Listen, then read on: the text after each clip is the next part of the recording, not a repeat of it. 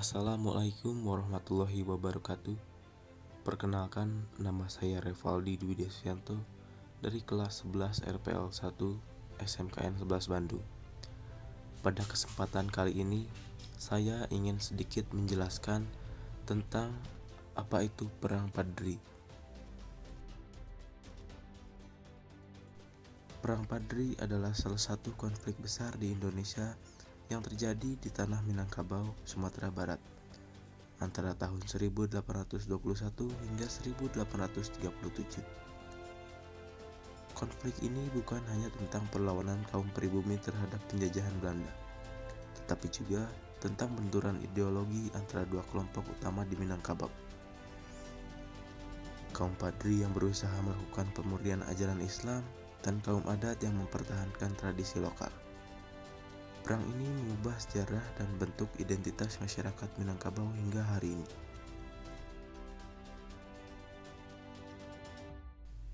Sejarah Perang Padri dimulai dari perbedaan pandangan di tengah masyarakat Minangkabau. Meski sebagian besar masyarakat sudah memeluk Islam, ada perbedaan dalam menjalankan ajaran agama. Kelompok kaum Padri dipimpin oleh ulama pembaru, menginginkan penerapan ajaran Islam secara lebih ketat, dan sebaliknya, kaum adat tetap mempertahankan nilai-nilai dan kebiasaan lokal yang tak sepenuhnya selaras dengan ajaran Islam, seperti berjudi, menyabung ayam, dan mengonsumsi minuman-minuman keras. Pada akhir abad ke-18, seorang ulama dari Kota Tua di Agam, dikenal sebagai Tuanku Kota Tua, memulai menyebarkan gagasan pemurnian ajaran Islam di Minangkabau. Mengikuti jejaknya, muridnya Tuanku Nan Renceh dan beberapa ulama lain yang baru pulang dari Mekah, seperti Haji Miskin, Haji Sumanik, dan Haji Piabang, melanjutkan gerakan pemurnian ini. Mereka dikenal sebagai kaum Padri. Nama Padri konon berasal dari kota Pedir di Aceh, tempat singgah para jemaah haji. Belanda kemudian menyebut kelompok ini sebagai Padri, mirip dengan kata Portugis padre yang berarti bapak. Kaum Padri mengenakan pakaian serba putih, berlawanan dengan kaum adat yang memakai pakaian serba hitam.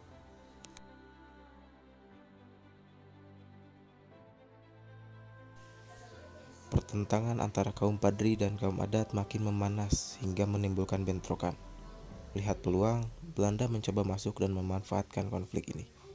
Pada tahun 1821, pemerintah Hindia Belanda mengangkat James Dupuy sebagai residen di Minangkabau dan menjalin perjanjian dengan kaum adat. Kaum adat yang khawatir dengan pergerakan kaum Padri setuju untuk bekerja sama dengan Belanda. Situasi ini memicu Perang Padri pada tahun 1821.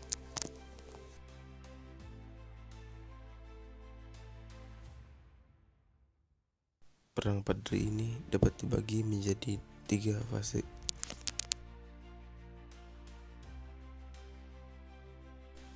Pada fase pertama, kaum Padri melakukan serangan terhadap pos-pos Belanda di Simawang, Soli Air, dan Sipinang. Tuanku Pasaman, salah satu pemimpin kaum Padri, memimpin sekitar 20.000 hingga 25.000 pasukan untuk melawan pasukan Belanda yang diperkuat oleh kaum adat. Pertempuran ini berlangsung sangat sengit dan menimbulkan banyak korban di kedua belah pihak. Setelah beberapa kekalahan, kaum Padri terpaksa mundur ke Lintau. Belanda yang kewalahan akhirnya mengusulkan perdamaian. Pada 26 Januari 1824, tercapailah perjanjian Masang. Namun, perjanjian ini tidak bertahan lama karena Belanda terus memperluas wilayahnya sehingga konflik kembali pecah. Pada fase kedua, perang sempat mereda karena Belanda harus mengalihkan fokus perang ke Diponegoro di Jawa. Selama periode ini, Belanda berusaha mengajak kaum Padri berdamai, bahkan melibatkan seorang saudagar keturunan Arab, Sulaiman Al-Jufri, sebagai penengah. Pada tahun 1825, tercapailah perjanjian Padang. Salah satu isi pentingnya adalah Belanda mengakui kekuasaan kaum Padri di wilayah-wilayah tertentu. Namun perjanjian ini lagi-lagi tidak bertahan lama. Setelah Perang Diponegoro berakhir pada tahun 1830, Belanda kembali memusatkan kekuatan mereka ke Sumatera Barat. Perang Padri memasuki fase ketiga, dan kali ini kaum adat mulai bersimpati pada perjuangan kaum Padri. Dengan dukungan dari kaum adat, perlawanan rakyat Minangkabau terhadap Belanda semakin kuat. Kaum Padri dan kaum adat bersama-sama menjatuhkan serangan Belanda dan melakukan serangan-serangan ke pos Belanda dan memutuskan jalur komunikasi mereka.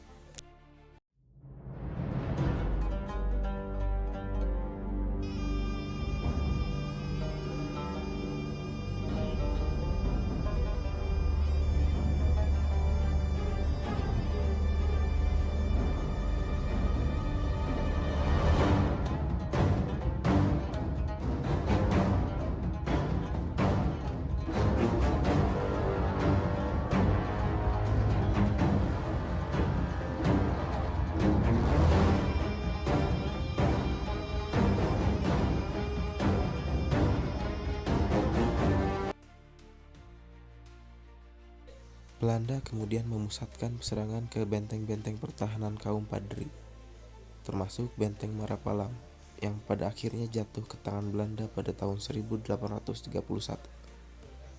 Seiring dengan kedatangan pasukan tambahan dari Jawa, termasuk pasukan Sentot Alibasa, Belanda meningkatkan ofensif mereka.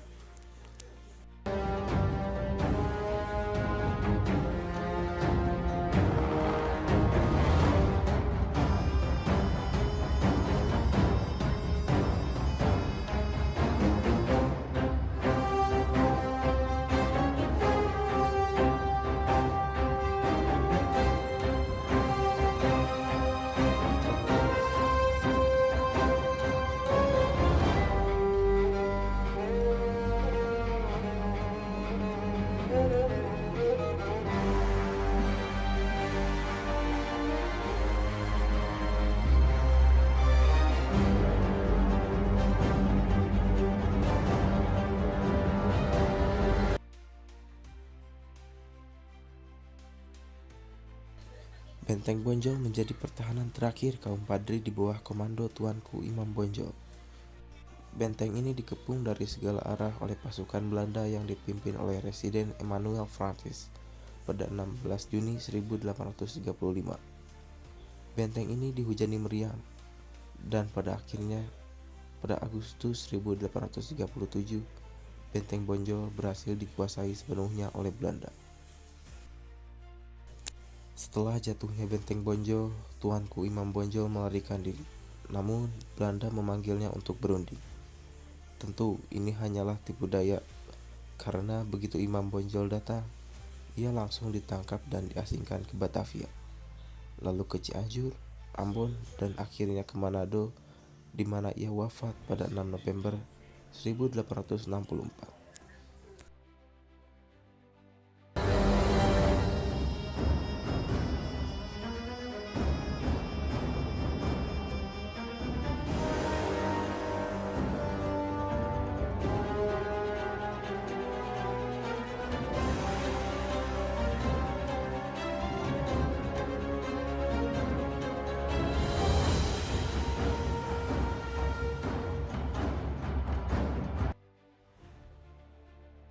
Perang Padri meninggalkan dampak yang mendalam bagi masyarakat Minangkabau.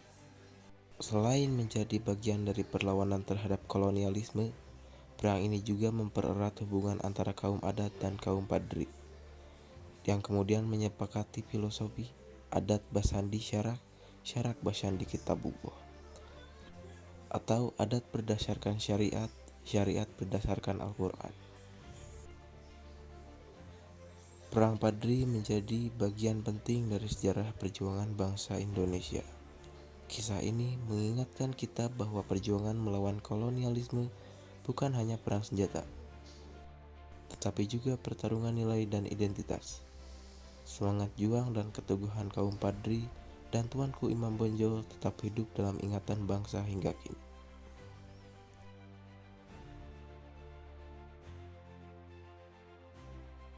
Mungkin sekian yang dapat saya sampaikan. Semoga penjelasan dari saya dapat memiliki manfaat bagi kita semua. Saya Revaldi Dwi Desvianto signing out. Goodbye.